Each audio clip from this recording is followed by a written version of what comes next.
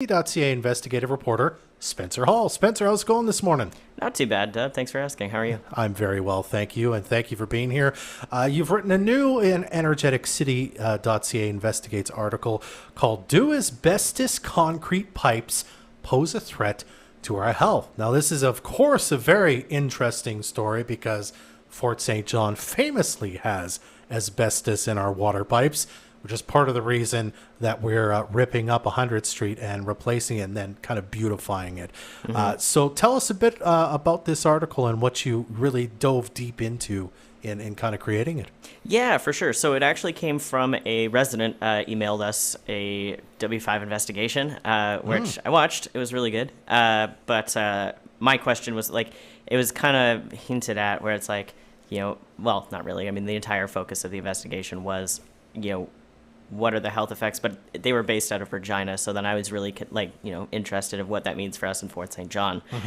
So in talking with, it depends on who you ask, apparently. So when you ask, some scientists who aren't, a part of, the Ministry of Health or the government or anything like that, they say, well, there's some mounting literature that shows that, it is a risk. And while it's maybe not as high a risk as, somebody who's, cutting up the pipe or replacing it or making it, it's still posed as a risk because asbestos is a carcinogen. But if you ask like the Ministry of Health or Health Canada, it's not a problem.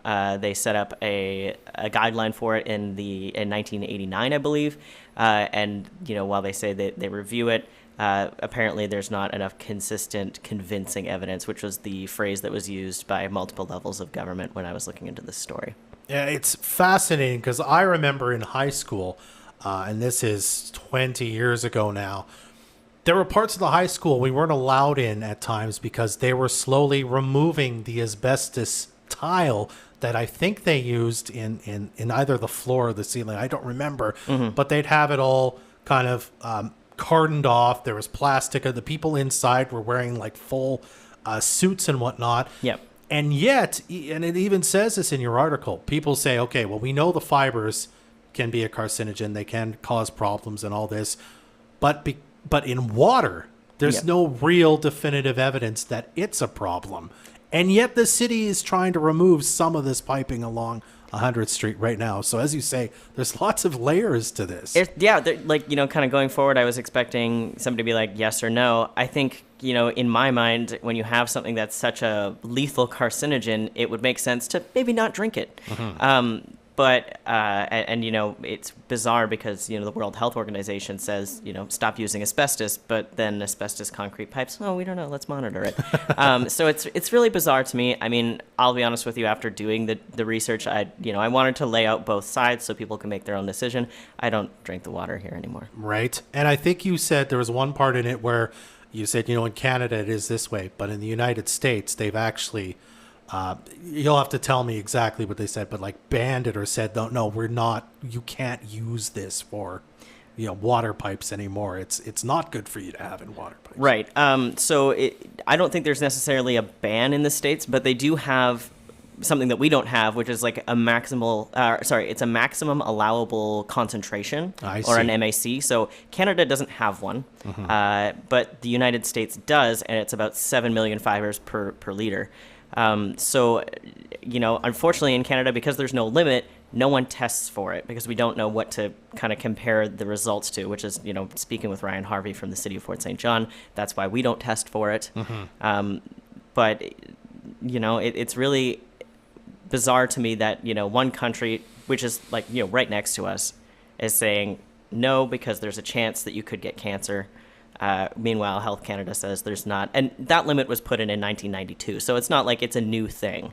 It's bizarre to me that Canada wouldn't. Although looking back into it, Canada has a very interesting history when it comes to asbestos. We had a very large asbestos mine in Quebec, I believe, and that was running until somewhat recently. And Canada didn't actually outlaw asbestos until 2018. So we have a history of moving very slowly on this. And one final thing I wanted to mention, I think what was so startling to me too is the map of the city of Fort St. John you have that says, here's the pipes in Fort St. John.